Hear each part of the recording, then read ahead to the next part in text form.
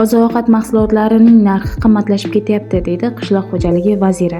Assalomu alaykum aziz muxlis, kanalimizga xush kelibsiz. Agarda siz kanalda yangi bo'lsangiz, video ostiga like bosib, obuna bo'lishni va videoni maksimal darajada tarqatishni unutmang.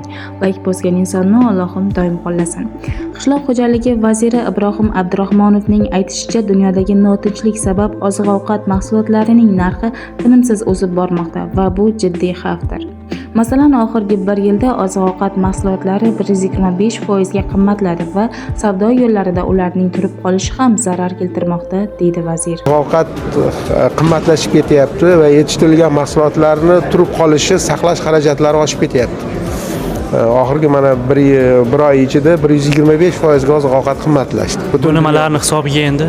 Bu albatta logistik portlarning bekilganligi, yo'llarning bekilib qolganligi, bozorlarga shu nima deydi, kirishib chiqishi qiyinlashganligi bilan o'lchanyapti.